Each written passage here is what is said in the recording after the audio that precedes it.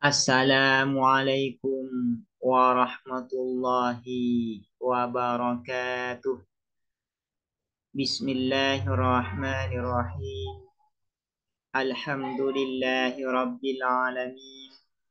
Wabihi nasta'inu ala umuri dunya waddin. Wassalatu wassalamu ala ashrafil anbiya'i wal mursalin. Sayyidina Muhammadin wa ala alihi wa sahbihi ajma'in. Allahumma faqqihna fid din wa 'allimna at-ta'wil amma ba'du.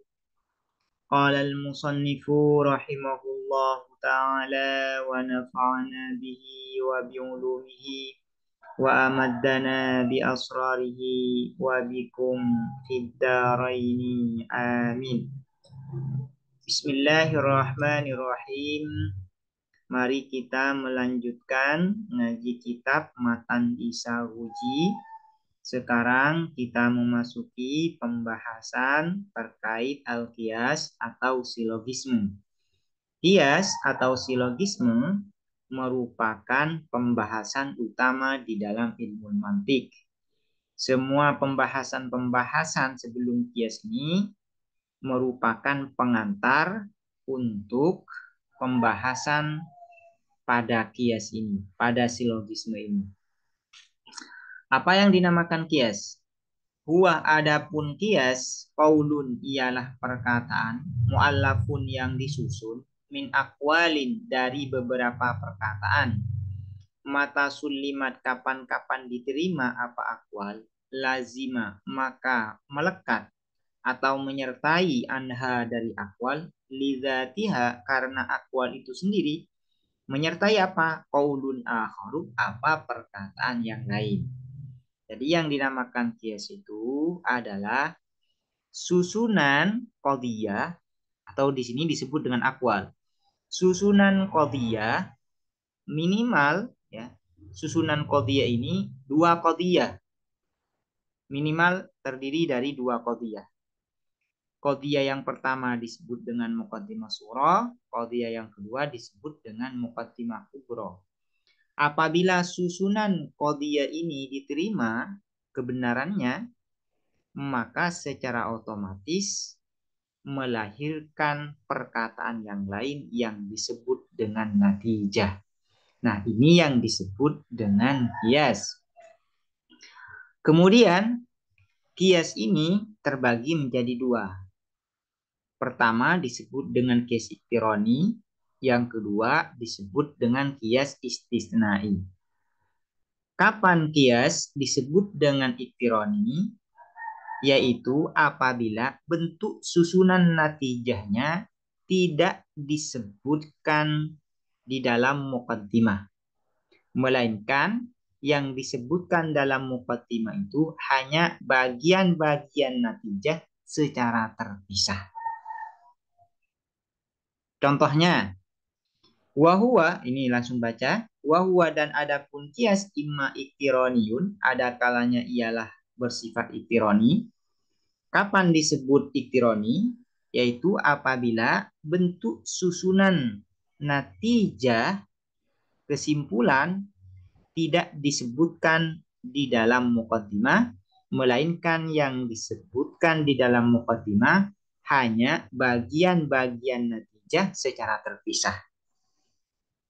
Contohnya, kaqaulina seperti perkataan kita, kullu jismin mu'allafun. Adapun setiap jisim mu'allafun ialah tersusun.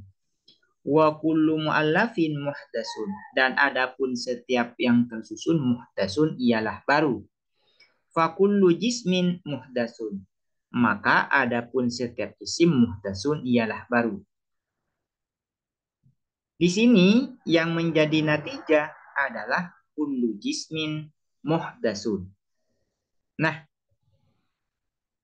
bentuk susunan dari natijah ini tidak disebutkan secara faktual di dalam muqaddimah, baik muqaddimah surah yaitu kullu jismin mu'allafun maupun di muqaddimah kubra yaitu wa kullu mu'allafin muhdasun.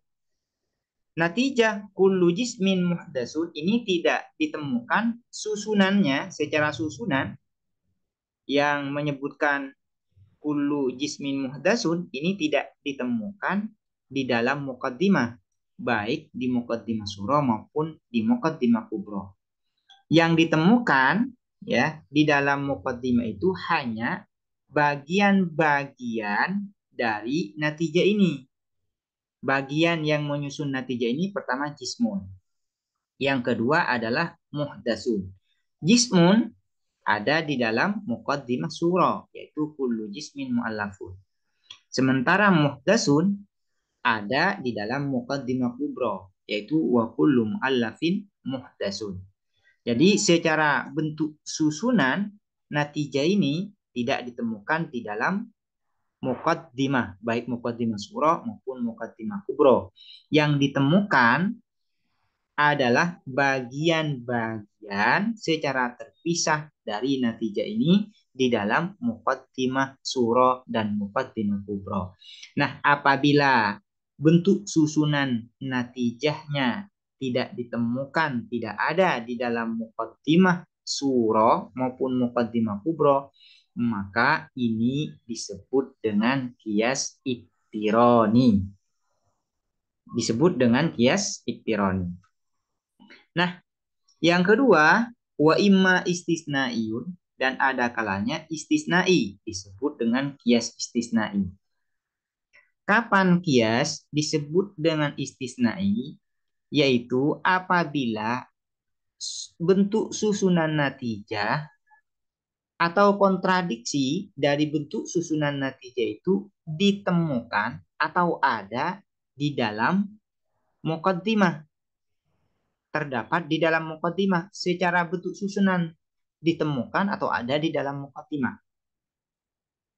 Contohnya, kaqaulina seperti perkataan kita, in kanatis syamsu tali'atan fannaharu mawjudun. Apabila ada asyamsu apa matahari tali'atan ialah terbit, fannaharu maka adapun siang mawjudun ialah ada. Lakinin naharu akan tetapi adapun siang laisa ialah tidak ada apa nahar bimawjudin ialah ada.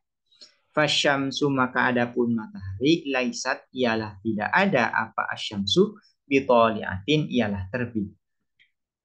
Di sini yang menjadi natijah adalah fasyamsu laisat bitoliah.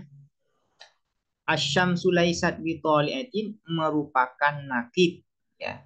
Merupakan nakib atau kontradiksi dari natijahnya, yaitu asyamsu tali'ah di sini.